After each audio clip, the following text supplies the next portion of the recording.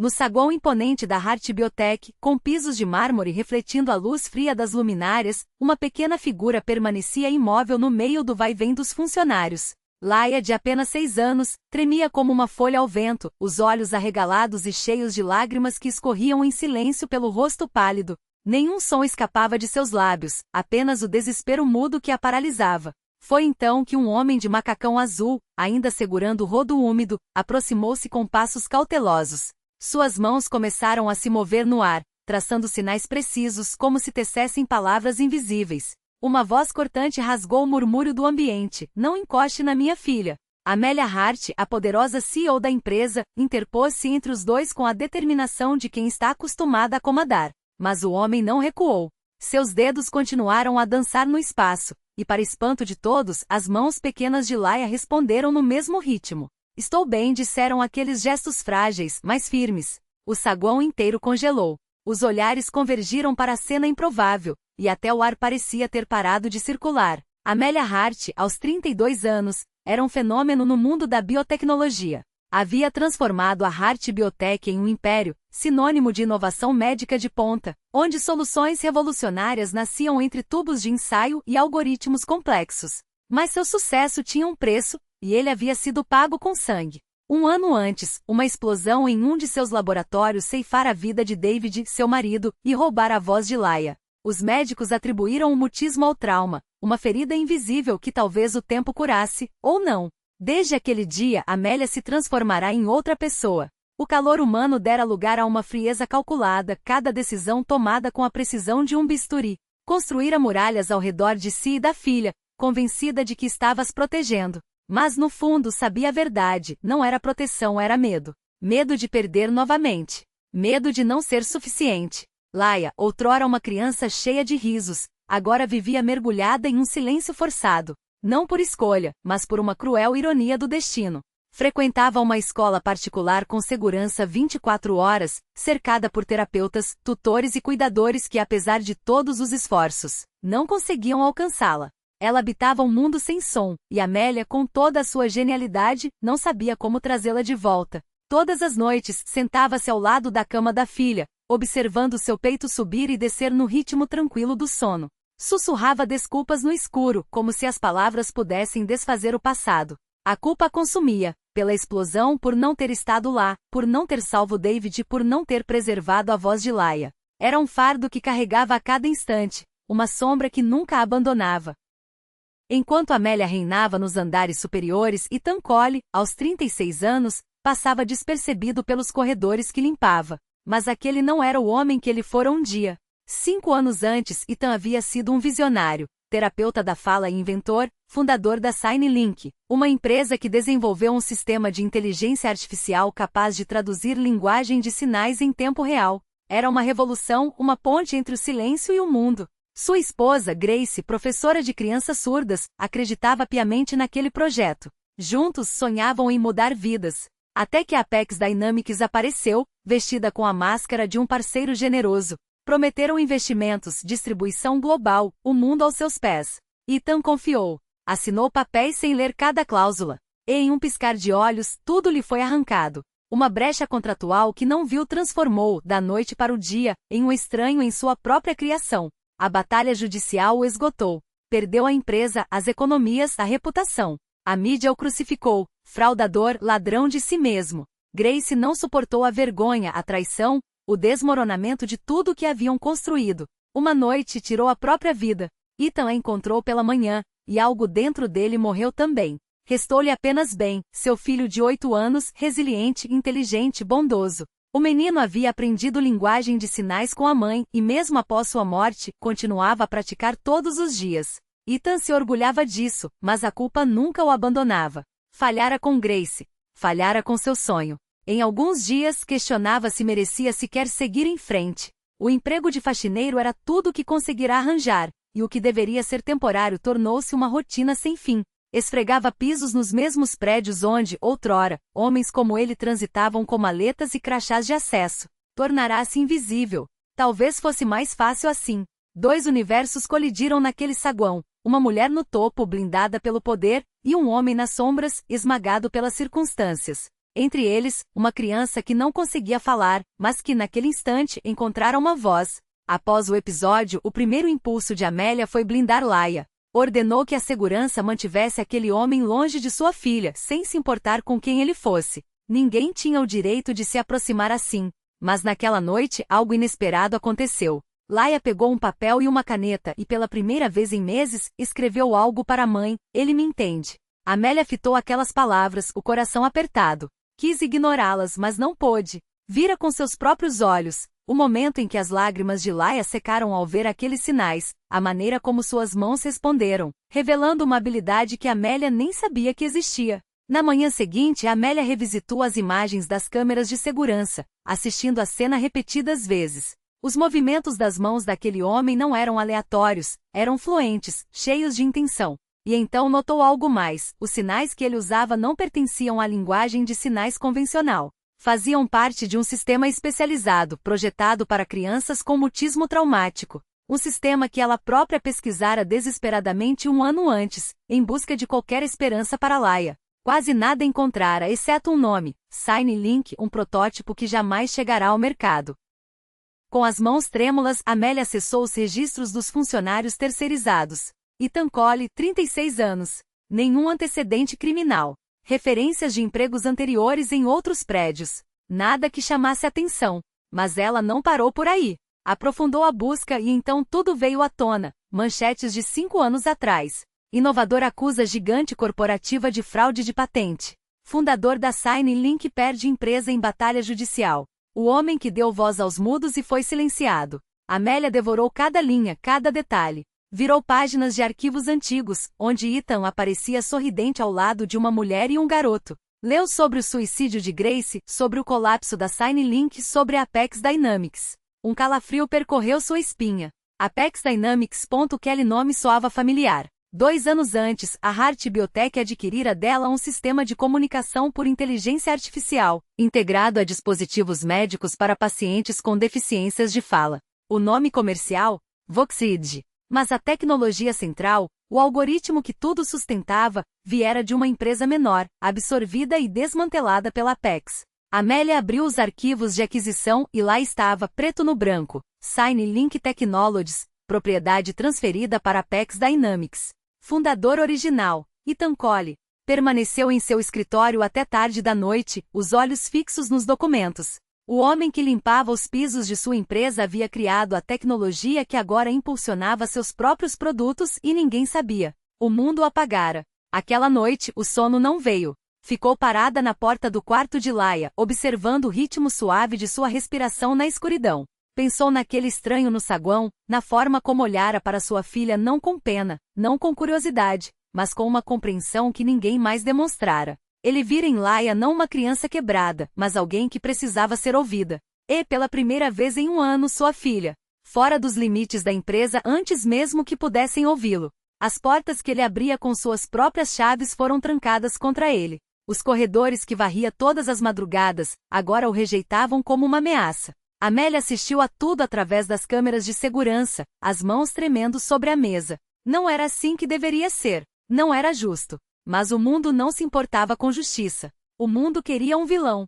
Ela fechou os olhos e viu Laia rindo naqueles poucos minutos no apartamento minúsculo, as mãos de Ben se movendo no ar como pássaros livres. Viu Ethan servindo sopa com a mesma quietude de quem já havia perdido tudo uma vez e saberia sobreviver a perder de novo. E então abriu os olhos e viu os números: 12 milhões de visualizações, 47 mil comentários, 32 ligações perdidas do conselho, uma mensagem do departamento jurídico: Amélia, precisamos agir. Agora. Agir. Sempre agindo. Sempre correndo atrás de danos que já estavam feitos. Pegou o telefone e discou um número que não estava em nenhum registro oficial. Uma voz áspera atendeu ao terceiro toque. Preciso que você encontre alguém para mim. Sua voz não tremia mais. Ethan Cole. Ele foi demitido hoje. Provavelmente já está fora da cidade, mas... Mas o quê? Perguntou a voz do outro lado. Mas ele não pode desaparecer. Não novamente. Não dessa vez. Ela desligou antes que o homem pudesse responder. Na tela do computador, o vídeo continuava a se reproduzir em loop, uma mentira perfeita, imune a desculpas. Amélia clicou no ícone de exclusão. O sistema pediu confirmação. Tem certeza de que deseja apagar este arquivo permanentemente? Ela hesitou. Apagar não mudaria nada. O dano já estava solto no mundo, multiplicando-se como um vírus. Mas havia algo pior do que a mentira, a indiferença. Abriu uma nova aba. Digitou o nome de um jornalista que ainda acreditava em perguntas incômodas. Depois, outro. E outro. Enviou os documentos que havia impresso, as provas da fraude, a assinatura falsificada. Não escreveu nenhuma mensagem. Não justificou. Apenas anexou os arquivos e clicou em enviar. Quando a porta do escritório se abriu sem bater, ela já sabia quem era. O diretor de compliance entrou com uma pasta na mão e o rosto fechado em desaprovação profissional. Amélia, o conselho está convocando uma reunião de emergência. Você precisa se preparar para... Eu sei o que preciso fazer. Ela se levantou, alisando a saia com gestos precisos, como se estivesse se preparando para uma batalha que já havia começado há muito tempo. E não é me esconder. Ele a olhou como se ela tivesse perdido a razão. Talvez tivesse. Mas pela primeira vez em anos, sentia algo além do peso do cargo, além do medo de errar. Sentia raiva. Uma raiva limpa, cortante, que queimava como gelo. Se você fizer isso, vai queimar tudo. O homem baixou a voz, como se estivesse tentando salvar algo que ainda pudesse ser salvo. Sua carreira. Sua empresa. Tudo. Ela olhou pela janela. Lá embaixo, a cidade brilhava, indiferente. Algumas luzes piscavam no prédio ao lado, o andar onde Ethan trabalhava até algumas horas atrás. Onde ele arrumava cadeiras, limpava mesas, existia sem ser visto. Já está tudo queimando. Amélia pegou a pasta com os documentos originais, os que provavam a fraude, os que provavam que ela própria havia sido cúmplice sem saber. A única pergunta é: o que vamos construir nas cinzas? A suspensão administrativa foi apenas o começo. Ethan foi banido do prédio, seu crachá desativado, seu nome riscado dos registros como se nunca tivesse existido. Amélia lutou, esbravejou nas reuniões, exigiu provas, jurou que ele era inocente. Mas o conselho foi implacável. Precisamos proteger a imagem da empresa. Não podemos correr riscos. E então veio a tempestade. Manchetes explodiram como granadas. Zelador com passado obscuro se aproxima de criança. CEO denuncia fraude em pesquisa assinada por Ethan Cole. As matérias eram cuidadosamente ambíguas, fontes anônimas tecendo meia-verdades que soavam como condenação. Não precisavam mentir, bastava sugerir. E o mundo acreditou. Ethan era um perigo. Amélia rastreou cada vazamento. Cada fio levava ao mesmo lugar, Apex Dynamics. Eles tinham plantado o vídeo, alimentado os repórteres, orquestrado a destruição de um homem que já haviam enterrado uma vez. E agora usavam Laia como isca. A fúria de Amélia não era quente, era gelo cortante. Ela convocou sua equipe de segurança. Exigiu os registros de acesso às câmeras do saguão. Encontraram um crachá falso. Um contratado da Apex infiltrado semanas antes, esperando o momento certo. Quando Ethan finalmente se aproximou de Laia, o golpe foi certo. Calculado. Cruel. E estava funcionando. Os paparazzi passaram a seguir Laia até a escola. Fotógrafos acamparam em frente ao prédio. Amélia dobrou a segurança, mas não adiantou. Sua filha estava sendo caçada por uma mentira. Até que uma tarde, o telefone da escola tocou. Há uma multidão do lado de fora. Laia está presa. Amélia correu, mas o trânsito a engoliu. No celular, a transmissão ao vivo mostrava sua filha nos degraus da escola, cercada por flashes e gritos. As mãos pequenas de Laia tapavam os ouvidos, o corpo tremendo. E então, como um fantasma entre a confusão, Ethan apareceu. Ele abriu caminho à força. Seguranças tentaram contê-lo, mas ele não parou. Chegou até Laia e ajoelhou-se na sua frente, bloqueando as lâmpadas com o próprio corpo. Suas mãos se moveram devagar, firmes. Respira comigo. Você está segura. Os olhos de Laia se fixaram nos dele. Suas mãos responderam, trêmulas, estou com medo. Eu sei, ele assinou. Mas estou aqui. Só respira. Alguém o agarrou pelos ombros. Arrastaram-no para trás, mas ele não resistiu. Manteve os olhos em Laia, assinando até o último segundo. Você é corajosa. Você está segura. Uma câmera capturou tudo. O homem sendo imobilizado, a criança estendendo a mão para ele. E ao fundo, o carro de Amélia chegando tarde demais. Ela saltou, correu até a filha, abraçou-a com força, protegendo-a dos flashes. Mas seus olhos estavam em Ethan. Ele estava no chão, mãos atrás das costas, o rosto sereno. E naquele instante, Amélia entendeu. Não era azar. Não era coincidência. Alguém queria destruí-los, a ele, a ela, a tudo que restava. E ela não permitiria mais. Com Laia nos braços, caminhou até Ethan. Estendeu a mão. Ele olhou para ela, surpreso. Ela o puxou para cima diante de cada câmera, cada repórter, cada lente que os observava. E então disse, alta o suficiente para que todos ouvissem: "Este homem salvou minha filha. 2 vezes." Os flashes explodiram. Os títulos já estavam escritos, mas Amélia não se importava. Ela olhou nos olhos de Ethan. Ele olhou de volta. E pela primeira vez estavam do mesmo lado. Naquela noite, em seu escritório particular, Amélia convocou uma reunião de emergência. Ordenou que sua equipe de segurança recuperasse todas as gravações do saguão cruas, sem edições de cada ângulo. Seu departamento jurídico desenterrou os contratos da Apex. Seu time de rastreou cada vazamento, cada história plantada, cada relatório falso. E então, como um mapa de sangue, a verdade se revelou. O homem que havia vazado o vídeo viral usava um crachá de contratada da Apex. O consultor de PR que reavivou o escândalo da pesquisa? Funcionário da Apex. Tudo havia sido arquitetado. A Apex Dynamics não queria apenas destruir Ethan. Queria calar qualquer um que ameaçasse expor o que haviam feito. Amélia chamou seu motorista. Não disse aonde ia. Dirigiu sob a chuva até o conjunto habitacional dos funcionários. Bateu na porta de Ethan. Ele abriu, surpreso. Os olhos cansados, o rosto marcado pela exaustão. "Você não deveria estar aqui", murmurou. "Vão distorcer tudo." "Que distorçam?" ela respondeu.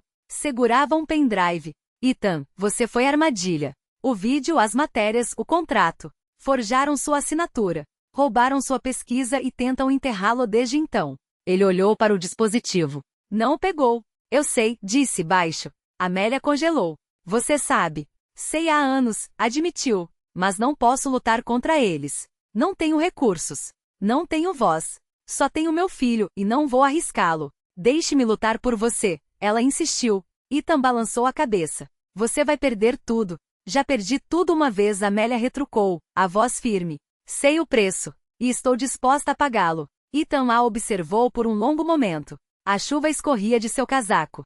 Seus olhos eram fogo e determinação, e algo mais. Desespero. "Por quê?" perguntou ele. "Por que você se importa?" "Porque você salvou minha filha", ela respondeu. "E porque minha empresa foi construída sobre o que eles roubaram de você." "Não sabia. Mas agora sei. E não vou viver com essa mentira." Os maxilares de Ethan se contraíram. Ele baixou o olhar. "Não quero vingança", disse. "Só quero que sua filha pare de ter medo do silêncio." O nó na garganta de Amélia a sufocou. Ela sentiu. "Então me ajude a dar isso a ela." Virou-se para ir embora. Mas ao alcançar o carro, o telefone tocou. Era o hospital. Laia havia sido levada às pressas para a emergência. Ataque de pânico.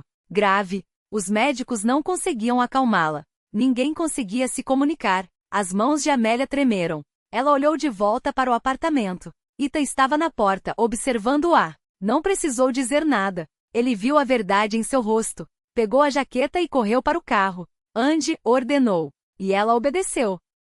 O hospital era caos. Enfermeiras tentavam imobilizar Laia. Monitores apitavam. A menina se debateu muda, aterrorizada, presa em seu próprio pânico. Amélia irrompeu na sala, mas Laia não a viu. Não a ouviu. Ela havia desaparecido. "Deixe-me tentar", disse Ethan. O médico hesitou. "Precisamos sedá-la." "Me dê um minuto", pediu Ethan. O médico olhou para Amélia. Ela sentiu. Ethan se aproximou devagar. Não tocou Laia. Apenas colocou a mão perto da dela, onde a menina pudesse vê-la. E então começou a assinar, lento, suave. "Você está segura. Estou aqui. Respira comigo." Os olhos de Laia tremeluziram. Viram suas mãos. A respiração ainda acelerada, mas atenta. "Inspira", ele assinou, inalando fundo. "Expira", assinou, soltando o ar. Laia tentou acompanhar. O peito subia e descia, rápido, depois mais devagar. Suas mãos pequenas se levantaram, trêmulas. Assinou de volta. "Medo." "Eu sei", respondeu Ethan. "Mas você é tão corajosa." Mais forte que o medo. Os dedos dela se moveram novamente, hesitantes. "Vai parar?" "Sim", ele assinou. "Vai parar. Você está segura. Eu prometo." O monitor cardíaco começou a desacelerar. Os bips se espaçaram.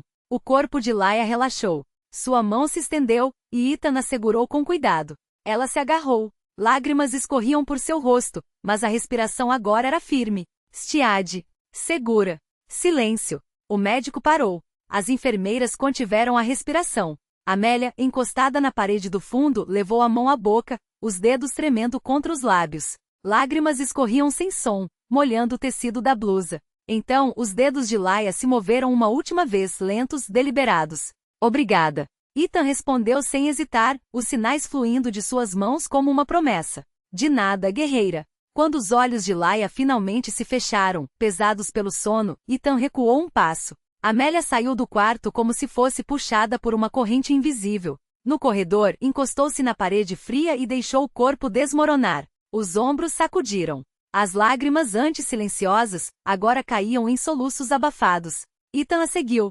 Não disse nada. Não estendeu a mão. Não ofereceu palavras vazias. Ficou ali, a uma distância respeitosa, enquanto ela se partia. Porque algumas dores não podem ser consertadas com toques ou frases, só podem ser testemunhadas. Quando Amélia finalmente levantou o rosto, seus olhos estavam vermelhos, mas claros. A voz, áspera como papel de lixa. Você fez o que nenhum médico conseguiu. Ethan balançou a cabeça, lento. Não fui eu. Foi ela. Só precisava de alguém que ouvisse com as mãos.